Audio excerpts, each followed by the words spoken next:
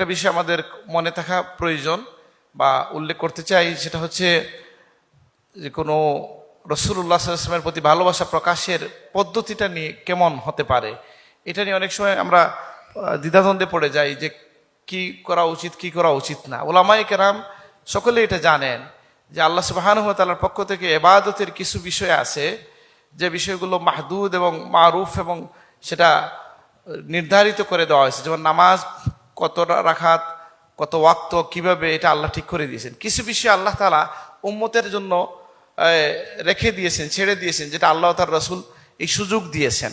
উদাহরণস্বরূপ কি বলা হয়, যেমন একটা উদাহরণ দেওয়া যেতে পারে, আমরা পিতামাতার যে সম্মান, পিতামাতার খিদমত, এটা কোরআন কারিমে আমরা পাচ্ছি। আল্লাহ বলতেছেন যে ওয়ালা তাকুল্লাহুমা উফিন ওয়ালা তানহারহুমা ওয়াকুল্লাহুমা কাওলান কারীমা ওয়াখফিদ লাহুমা জানাহাজ যুল্লি মিনার রাহমা। এই যে আয়াত থেকে আমরা ইশারা পাই, কিন্তু খেদমতের প্রকরণটা কেমন হবে এটা সময়ের প্রেক্ষাপটে বদলে যেতে পারে, নতুন কিছু যুগ হতে পারে। যেমন হয়েছে এমন হতে পারে যে এখন কেউ তারও পিতা মাতাকে যদি তার তৌফিক থাকে একটা গাড়ি উপহার দিল, আমাদের মধ্যে কেউ এসে এটা বলবেন না যে রাসূলুল্লাহর যুগে কেউ কি গাড়ি উপহার দিছিল, অথবা এভাবে বলা যাবে না। অর্থাৎ এই ভালোবাসা প্রকাশের খেদমতের বিষয়ে মানুষ স্বাধীন, যদি এটা শরীয়ত বিরোধী না হয়। ঠিক একইভাবে রাসূলুল্লাহর মহব্বতের বিষয়টাও সলফে সালেহিনের আমল থেকে আমরা এভাবেই দেখি। উদাহরণ কি, উলামায়ে কেরাম উদাহরণ দেন, হযরত আনাস মালিক রহমতুল্লাহ আলাইহি, ইমাম মালিক ইমাম দারিল হিজরা, তার একটা আখলাক ছিল, স্বভাব ছিল যে তিনি মদিনার মাটিতে তিনি জুতো পায়ে হাঁটতেন না। তাইলে আমরা কেউ কোনো আলেমকে, কোনো জীবনীকারকে, কোনো আহলুস সুন্নাতের কোনো ইমামকে কথা বলতে শুনি নাই যে ইমাম মালিক এমন একটা কাজ করলেন যে কাজ কোনো সাহাবী করেন নাই, কোনো তাবী করেন নাই, এটা বলা হয় না, বরং এটা তাকে মানাকিবের মধ্যে যুক্ত করা হয়।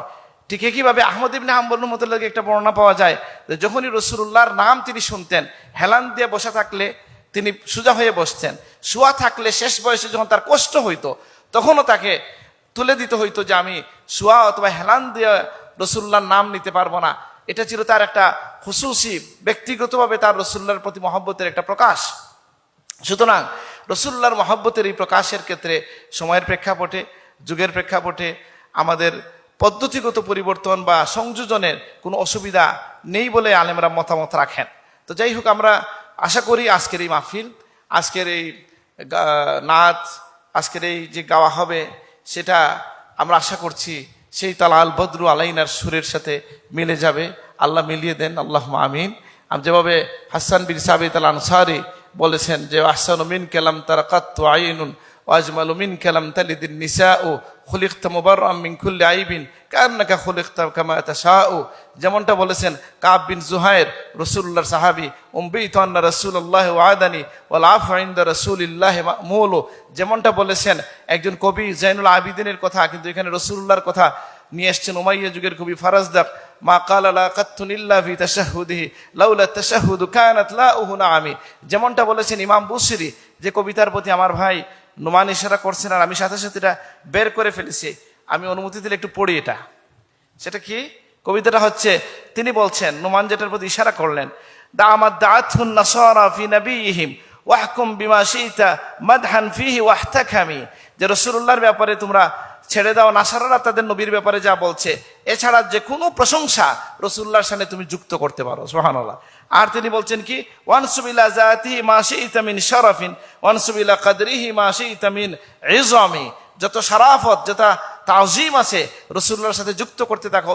শুধু নাসারারা ঈসা ইবনে মরিয়মের ব্যাপারে যেটা করেছে সেটা করা যাবে না, মানে শিরিক করা যাবে না। কেন?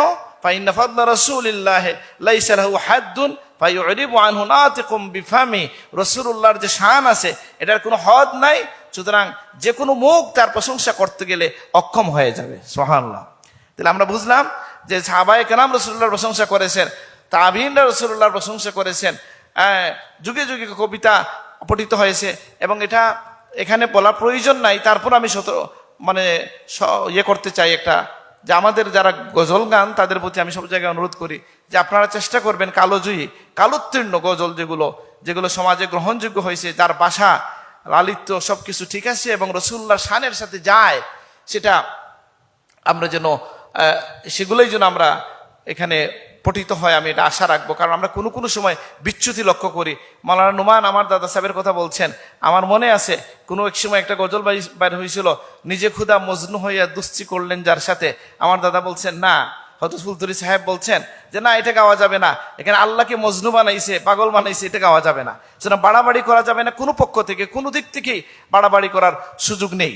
আমরা আমাদের যে হদ আছে সেটাকে রক্ষা করব। আল্লাহ আমাদেরকে তৌফিক দান করুন।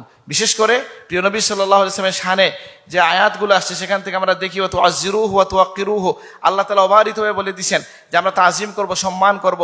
রাসূলুল্লাহ বলছেন নবীকে আমরা মহব্বত করব, এবং সেই ভালোবাসা প্রকাশের জন্য, সেই তাজিম প্রকাশের জন্য শরীয়ত সম্পন্ন যে কোনো পন্থা আমরা বেছে নিতে পারি। বর্তমান সময়ে আজকের এই পন্থাও একটা পন্থা বলে আমরা বিবেচনা করতে পারি। সবাইকে ধন্যবাদ। আসসালামু আলাইকুম ওয়া রাহমাতুল্লাহ। অসংখ্য অগণিত মোবারকবাদ জানাচ্ছি উপমহাদেশের প্রখ্যাত ইসলামী গবেষক আধ্যাত্মিক